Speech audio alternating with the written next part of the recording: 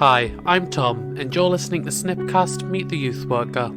Meet the Youthworker is a new series giving an insight to SNYP's team, looking at what they do in SNYP and getting to know more about them. We've already released our first episode with Project Coordinator Ruth, which you can find on our social media to learn more about what SNYPCast is. Today we are joined by Adam, one of SNYP's junior and drop-in workers. Hiya Adam, so as a junior and drop-in worker, what does your job in SNYP entail? So, as a junior youth worker, we work with ages 8 to 11. This is normally the juniors of the primary school level. We do all sorts. We do arts and crafts, cooking, games with them. We've got the pool table and PlayStation that quite often the kids use. Gives us an opportunity to kind of get an insight into what their days are like and if they need any support around that. And then on the evening we have the drop-in sessions, which is for anyone who's in secondary school, ages 11 to 19. So those kind of sessions are normally people coming in and they do their own thing. So they might decide that they want to play pool with the staff, they might want to have the PlayStation on, play music, just kind of sit around, have a chat about like what their day's been like, their struggles in school or between friends and stuff like that. So what would you say brought you to SNYP, or more specifically, what led you into youth work? So me and my friends used to hang around in our street when we were younger, about 11-year-old, and the outreach workers, Dave and Ruth, at the time, came over and kind of got to know us and got to know our issues. So one of our issues that we had was we weren't allowed out the street. With us being so young, so we couldn't go to local parks and play football. So we played in the street. Our field was just constantly being overgrown. It had glass, loads of waste in it, and we were like, we'd love to play on there. It would be an ideal space, but the council didn't cut the grass at the time. It wasn't cleared away or anything, so we were using the street, so using walls, goals, and stuff like that. Obviously, quite often the ball would go into people's gardens, people would get annoyed, so we always used to get into conflict with neighbours through that.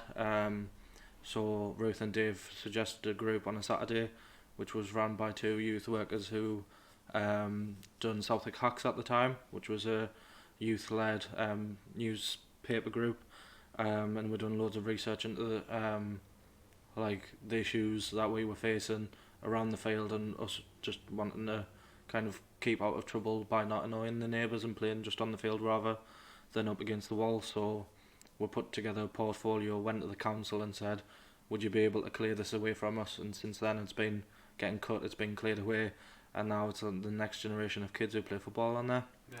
So that kind of got us into SNYP.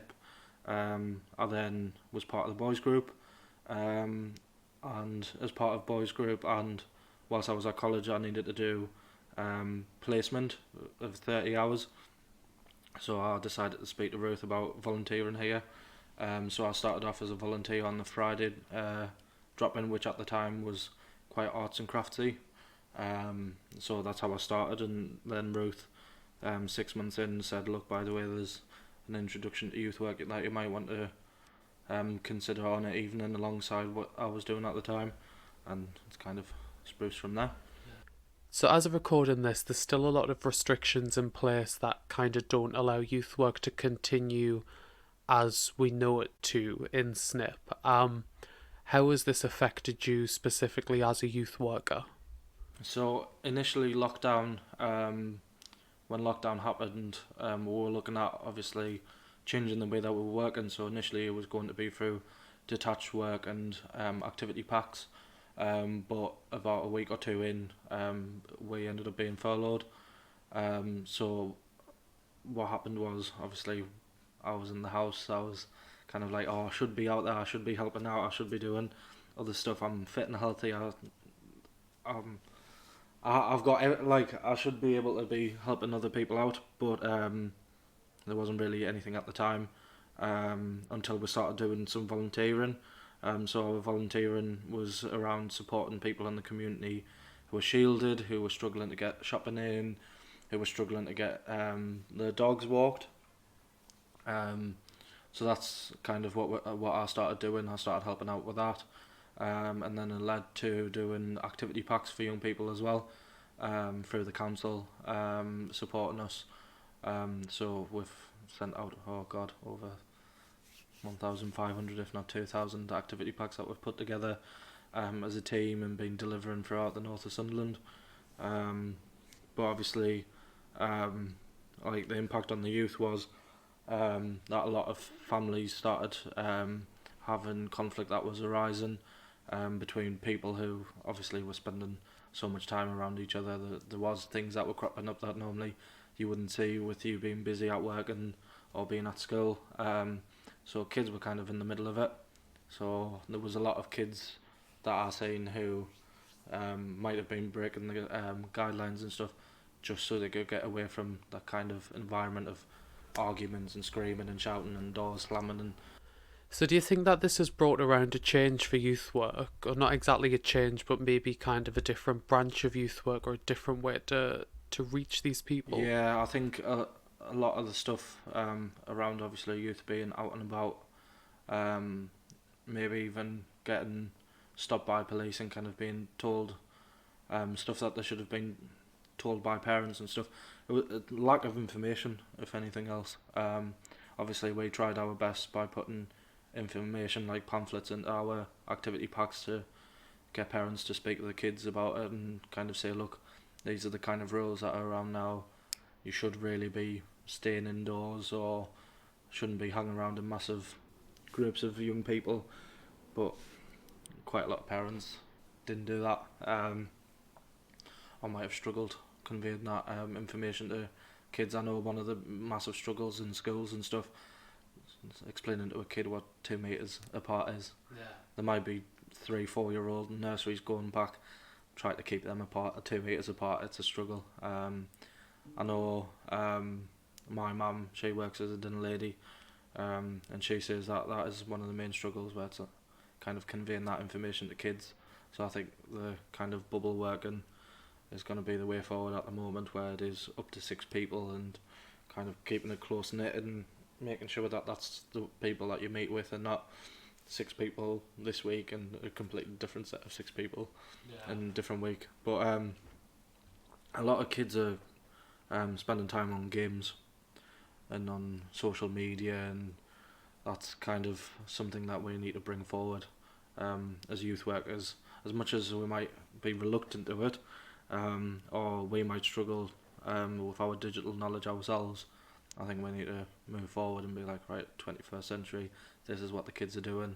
A lot of the kids are spending time around games and making sure that they're safe and kind of interacting with friends safely as well. So I think that's the kind of route that youth work needs to take, because there's a lot of kids that don't hang around in the streets anymore. So doing outreach is great. You might see a handful here and there, but at the end of the day you're going to have these people who do just stay in and play games, and You need to find a way to reach them. yeah, it's the unreachable kids that we need to start reaching. A lot of them have got their Xboxes and stuff like that as a gateway for them to speak to someone. Yeah, so you've got to kind of utilise these new technologies and stuff like that to continue SNYP's work. Yeah. So obviously this would be a bit boring if we just kept on going on about work and youth work, and I think we should utilise the time we've got here on this podcast for the young people who are listening to get to know a bit more about you and what you like to do outside of SNYP and work. So outside of SNYP, I'm a very outdoorsy person. I absolutely love walking. Last year, with me and a couple of colleagues have done Hadrian's Wall, which was a massive achievement for me. I've always said, I'm not the fittest person. I'm on the heavier side. Big boned, yeah. That's normally the excuse that that I normally say. Like, yeah, I'm big boned. I'm not fat. I'm big boned. But yeah, it's a lot of weight to carry. So doing 84 miles over 4 days was a push, anyways. When there was loads of articles that were read that were saying, yeah, professional walkers do it in 5 to 7 days. Oh, yeah, we'll do it in. We've walked a couple of miles here and there as outreach youth workers will manage. So yeah, we've done 84 miles in 4 days, and since then I was like, actually, you know what, I'm going to set a goal on my phone, with me using Android, and a Samsung specifically. Samsung Health counts your steps using your GPS, which is quite accurate. But I also use a watch as well to kind of keep track of it, and I make sure every single day I get the 10,000 steps in minimum, to kind of feel like, yes, I have done. It's an achievement. It's an achievement. It's like, yes, I have kept up that kind of. I didn't do, say, like, one of the days we done, I think it was like over 70,000 steps. So it was just crazy. Yeah. Is that on Hadrian's Wall? On Hadrian's Wall, yeah. It was. I think it was like 26 miles or so. But with me being like a bit short-legged compared to some of the other walkers, like I was like, oh yeah, I got loads of steps in. Put in twice the effort. Yeah, twice the effort. I had to move my feet twice as much. But yeah, it was kind of like, oh, I don't want to let that kind of slip. Yeah. So I do walking a lot. I go sightseeing all the time. I do cycling as well. I was hoping to, a year after Hadrian's Wall, so kind of April time, to do coast to coast. So we'll go from Sunderland to the other side of the country and back, doing camping as well, which is one of the stuff that I absolutely love doing. Obviously with COVID-19 coming around, that was kind of put on hold, but that is something that I still want to kind of achieve. So not just going from one side to another, but going there and coming back. Yeah. It's about 120 miles. So you've said you like sightseeing. I think a good way to end this, what sites would you recommend for the young people of Southwick that are listening to this? Oh, I've got to say, one of my favourite spots to go down to is Riot Beach. It's a very, very quiet beach. Not many people go down there, but the cliffs are absolutely amazing. You can climb about, like, as a young person, that's what I done. I used to go up the quarries and stuff like that and climb the hills and climb the trees and stuff like that, and get yourself out and about. Yeah. Go Go and see it. You can take the bus from the town, get down there, get off the bus. It's a 5-minute walk down.